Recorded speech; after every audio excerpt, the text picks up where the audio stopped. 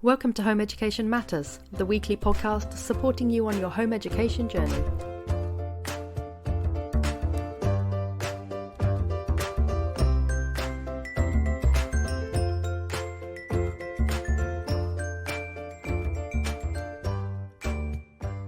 Hello and welcome to Home Education Matters, and today I'm joined again by Ash Ahmed, and we are going to be talking about her journey into home education, and we're on month 3, which is finding out how November went. So hello Ash, welcome back to the podcast.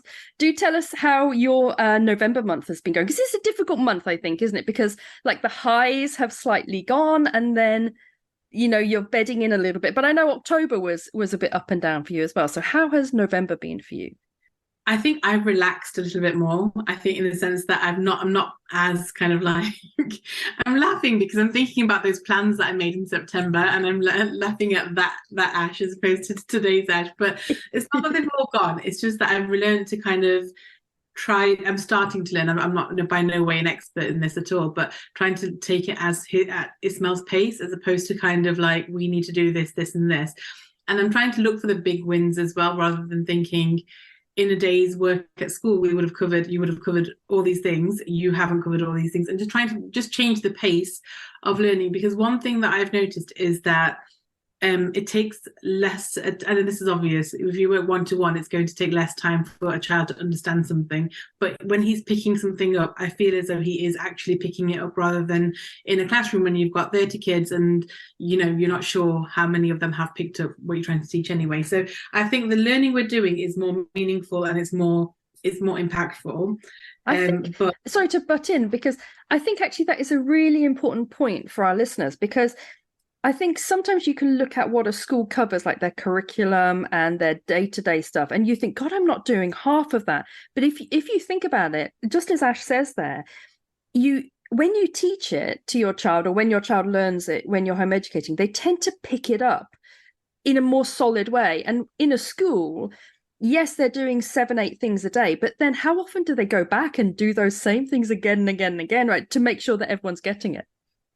That's the thing as well. And also, I think with Ismael, children are different, but with Ismael, I think if he didn't understand something in school, he'd probably just nod along and just go through the whole process, then probably have a bit of a meltdown when he got home and said, I just have it, maths is so hard.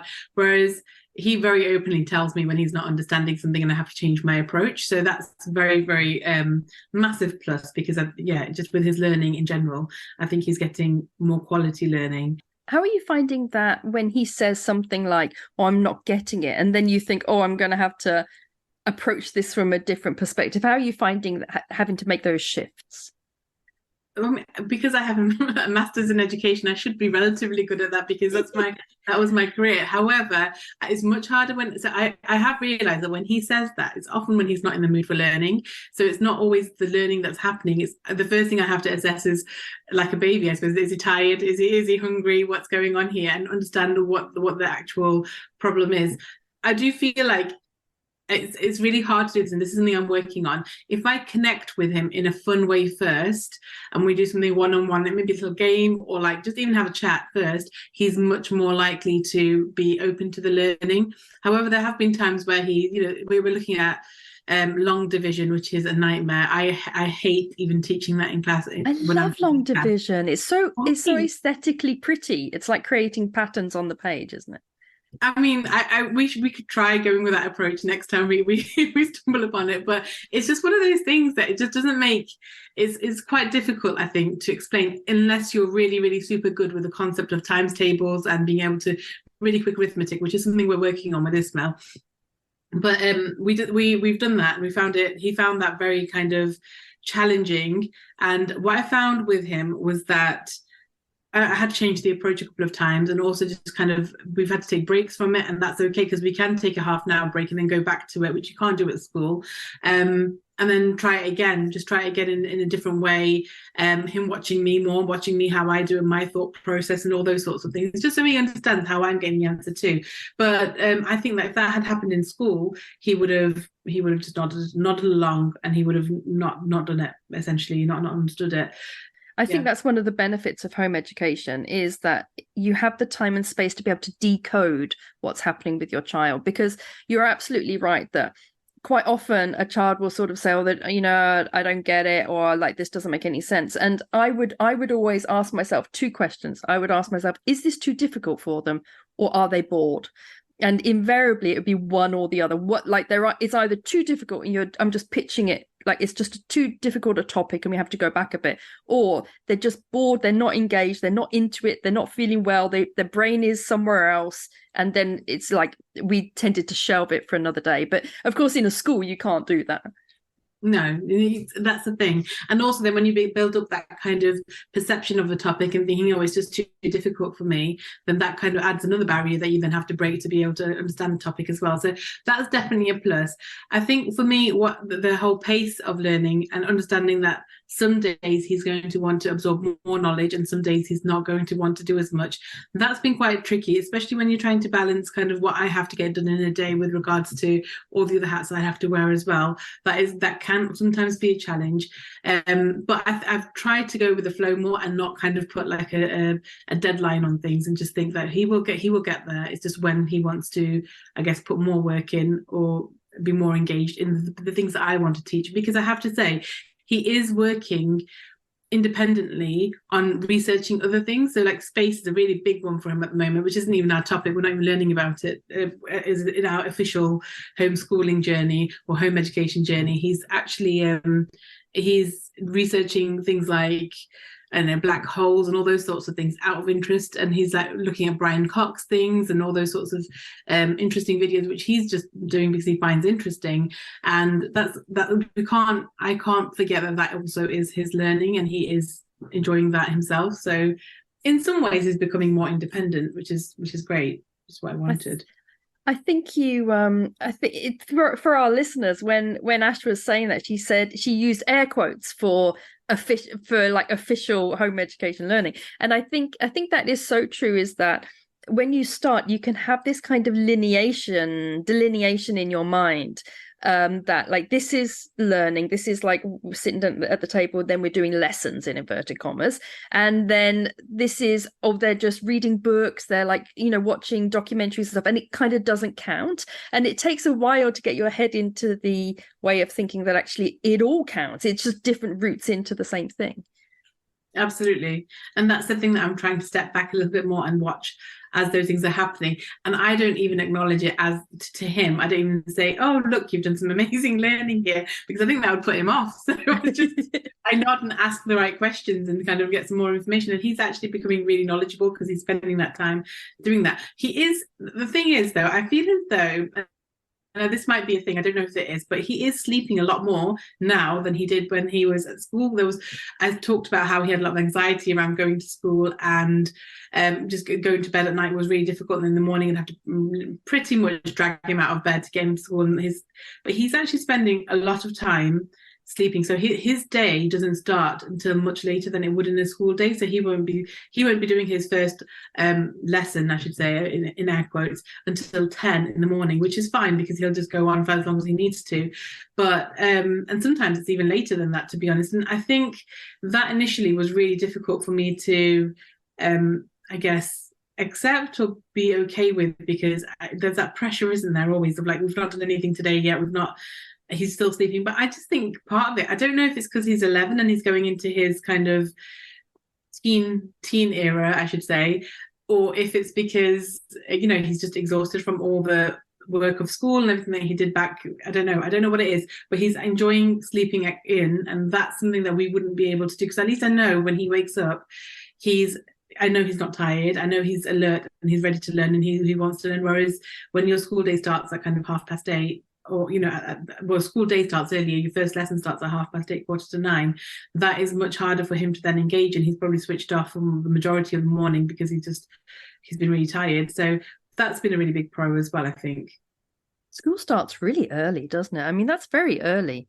I mean, if I have to work before 8:30, I'm really tired. Like I don't like working early in the morning, and I'm a fully grown adult. So for teenagers and for children, it must be really difficult, I think, to get yourself up and ready to learn so early in the morning.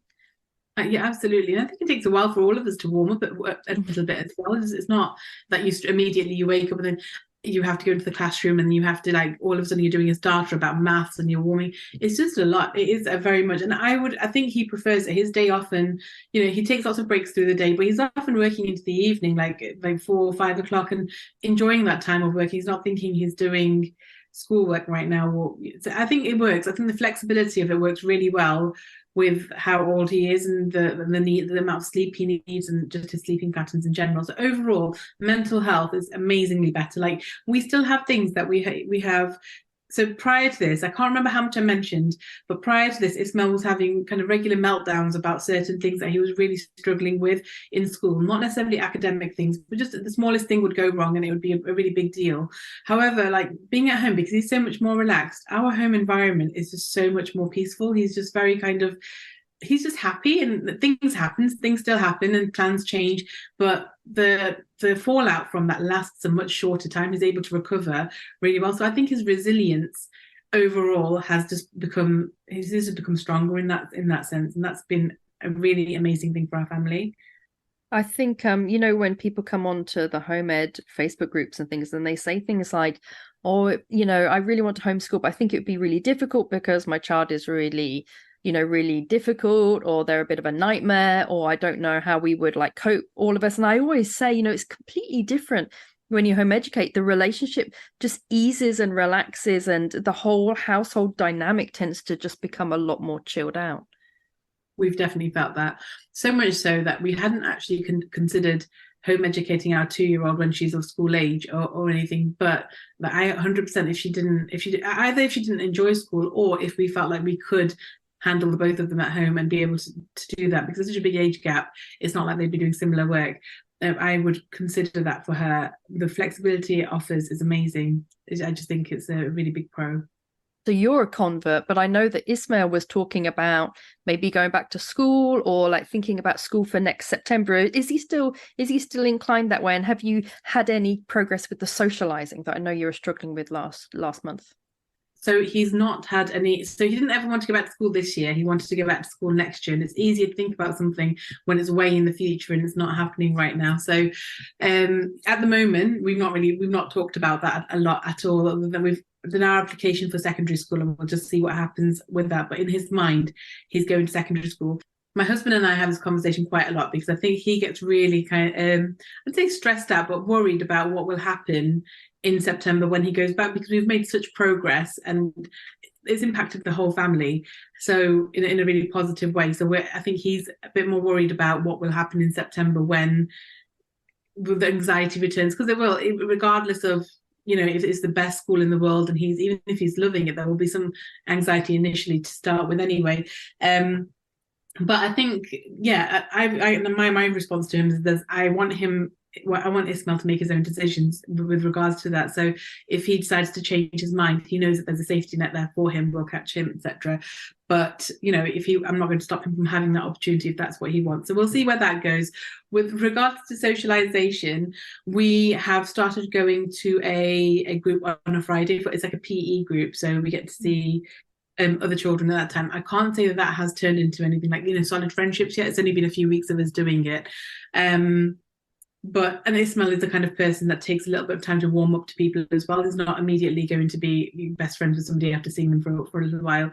What I have done is to encourage friends that he had in school, particularly one particular friend, and other schools that he had outside of school, just making sure we're seeing them quite regularly as well. So every week there'll be somebody that he already is familiar with that he will be seeing at the weekend.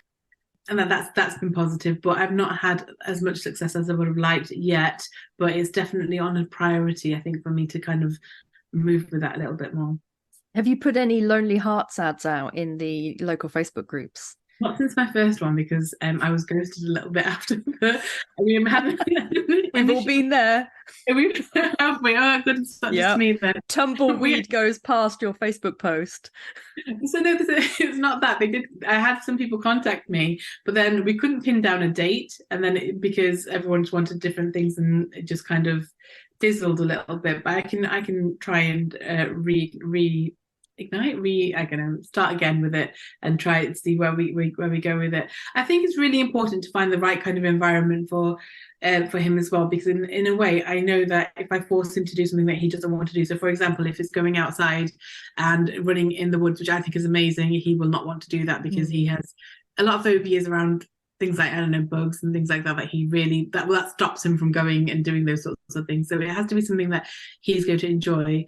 And yeah, then that way he will be leading it more than me kind of pushing him to do it as well. So that's definitely an area we need to still work on. My two tended to like Lego play dates and things like that, you know, where we would get one or two other people to come over and then we would get Lego kits out and craft stuff.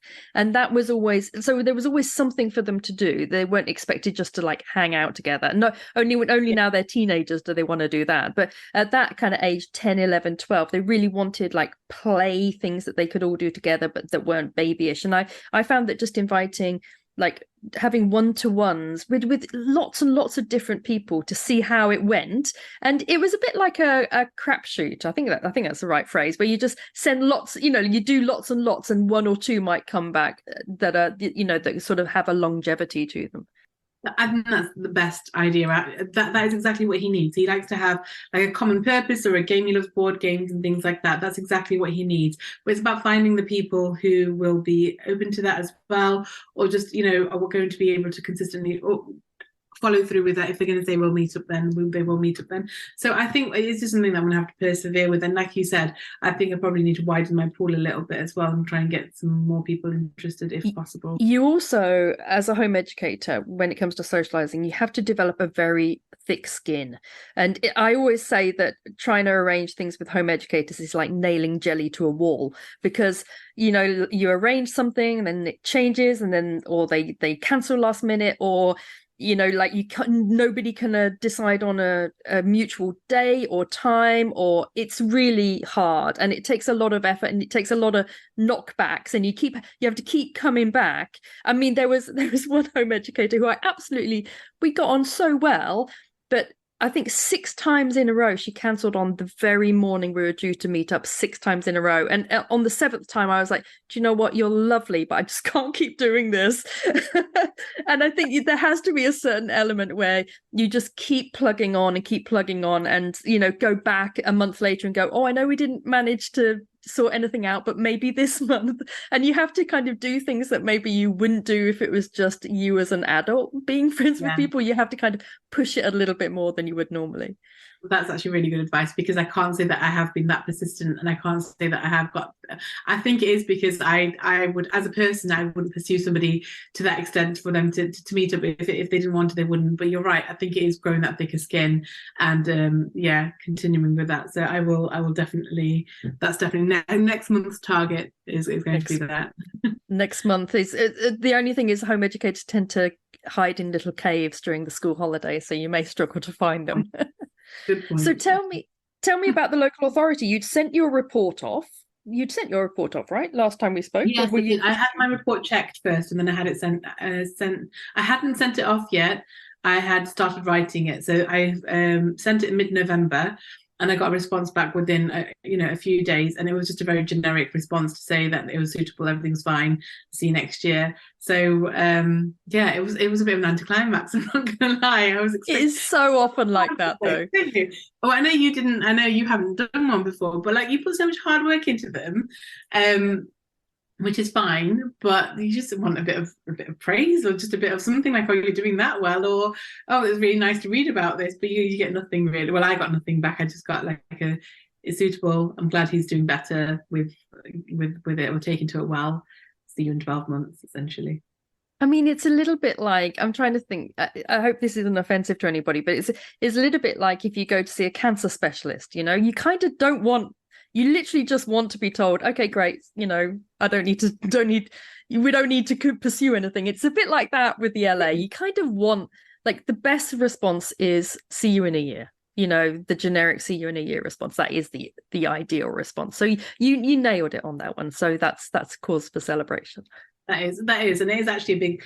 Since that came back and it was accepted and everything, I feel as though a bit more relaxed, and feel as though I can do things the way that Ismael wants to do them, rather than having to like I can trust myself a little bit more, because that, not that these people, these LA bods, are like the most important people, and they're like, because I mean, I don't know how experienced they are in what they do, or how much they know about children or education overall.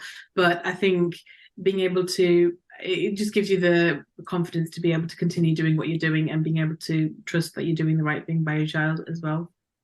Yeah, and I suspect as well that the process of writing the report was actually quite helpful for you in consolidating your ideas of how things were going and what you want to focus on. Yeah, and when you start thinking about how much you've done and how much learning has actually taken place, I didn't even put everything in the report. And that, I was just like, I don't need to put everything in the report, because we've been doing it for, at that point, it was less than 2 months. It was like 6 weeks of it or something, so half a term. And I could have written a lot more. If you think back from when Ismael did his like lemonade stand in the summer, to all these different experiences he's had where we've gone abroad and he's practiced his social skills and all these sorts of things. So I think a lot of things I didn't even need to feel like I needed to write about in the end. So yeah, it was really good. It was a positive report. That's fabulous. Well, it sounds like November has been a bit of an improvement on October. Yes, definitely. But that's because of my attitude towards it. It's not that anything's particularly changed. It's because I've learned to kind of accept a little bit more, I guess, fluidity from the situation. I think 99% of home ed success comes from the attitude of the parent. That's good to know. That's interesting. I don't know if that's good to know or bad to know. Actually, as soon as I was saying it, I was like, that is a bit of a double-edged sword, isn't it? Because it puts a lot of responsibility on you. But I honestly do think that how you enter into it and your attitude and your approach to it has makes so much difference.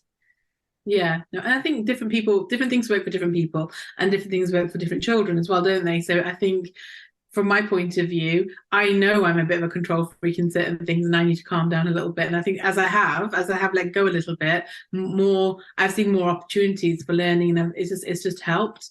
But like I said, this is like I still feel we're very near the beginning of our journey. So there's still, I'm sure there'll be ebbs and flows as we go on. So yeah, we can catch up on those when they happen. Yeah, and we look forward to hearing about them. So thank you so much, Ash, for coming on the podcast and telling us all about your home education journey. And I guess the next time we catch up will be kind of New Year time. So maybe we can have a chat about home educating through the holidays and your approach to that, but also maybe any kind of, not exactly New Year's resolutions, but things that you'll be taking into the new year in your home education journey. So we look forward to catching up with you then at the end of December. Thanks so much. Thank you. Thanks, Ash. See you. Bye. Thank you so much for joining us for today's Home Education Matters podcast. See you at the next one. Have a lovely day.